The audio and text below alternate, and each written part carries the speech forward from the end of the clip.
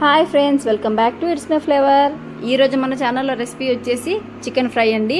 Chicken fry అనేది చాలా రకాలుగా చేయొచ్చు. ఆ అన్ని రకాలలో ఇది ఒక రకం అనమాట.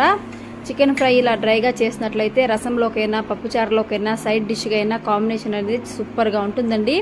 ఒకసారి మీరు కూడా ఈ రెసిపీని ట్రై చేయండి. ఇంట్లో చిన్నపిల్లలైనా పెద్దవాళ్ళైనా చాలా ఇష్టంగా తింటారు.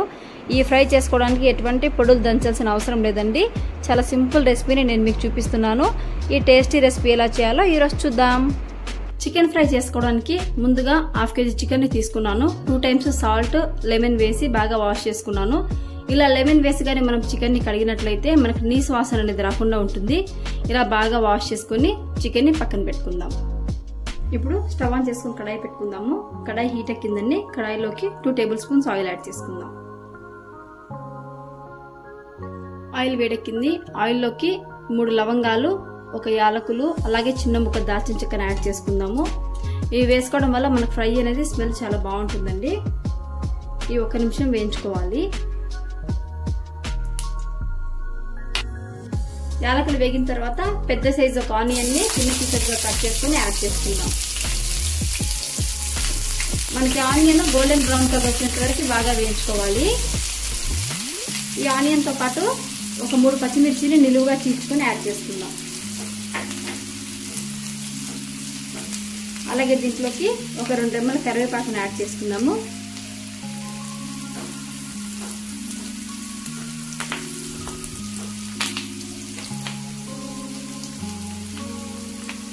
ఆనియన్స్ బాగా వేగాయి కదా, దీంట్లోకి ఒక 1/2 స్పూన్ పసుపు, అలాగే ఒక 1/2 స్పూన్ అల్లం పేస్ట్ యాడ్ చేసుకున్నాము.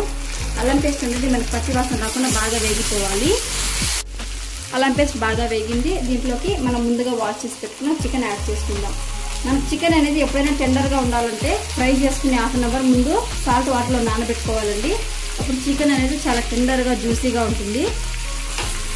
ఇప్పుడు ఈ ఆయిల్లో చికెన్ని బాగా ఫ్రై అవ్వనిద్దాం.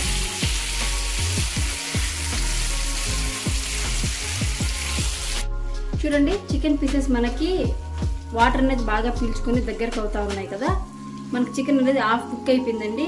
ఈ టైంలో రుచికి సరిపడా సాల్ట్ యాడ్ చేసుకుందాము. నేను సాల్ట్ వేసి చికెన్ని నానబెట్టుకున్నాను కాబట్టి సాల్ట్ చూసుకుని యాడ్ చేసుకుంటున్నాను. ఎందుకంటే మనం సాల్ట్ వాటర్లో చికెన్ నానబెట్టినప్పుడు చికెన్ అనేది మనకు సాల్ట్ని అబ్జర్వ్ చేసుకుంటుంది. అలాగే ఈ చికెన్లోకి 1 స్పూన్ కారం వేసుకుందాం. చికెన్లోకి కారం అనేది కొంచెం ఎక్కువగానే ఉండాలండి. నాన్ వెజ్ అనేది స్పైసీగా లేకపోతే అంత టేస్టీగా ఉండదు. నేను 1/2 kgకి 1 స్పూన్ కారం వేస్తున్నాను. మీరు కారం తక్కువ తినే వాళ్ళైతే చూసుకొని కొంచెం అడ్జస్ట్ చేసుకొని వేసుకోండి. చూడండి, కారం అనేది మనకి పచ్చి వాసన రాకుండా బాగా వేగి ఆయిల్ అనేది ముక్కల్లోంచి బాగా సెపరేట్ అవుతుంది. ఈ టైంలో మీడియం సైజ్ ఉండే ఒక టమాటోని చిన్న పీసెస్గా కట్ చేసి యాడ్ చేసుకుందాము. టమాటోస్ పూర్తిగా మగ్గిపోవాలి. చూడండి, మనకు టమాటోస్ అనేది పచ్చి వాసన రాకుండా బాగా మెత్తగా మగ్గిపోయాయి కదా. దీంట్లోకి 1/2 స్పూన్ గరం మసాలా, 1/2 స్పూన్ ధనియాల పొడి, 1/2 స్పూన్ మిరియాల పొడి, అలాగే 1/2 స్పూన్ కొంచెం చికెన్ మసాలా యాడ్ చేసుకుందాము.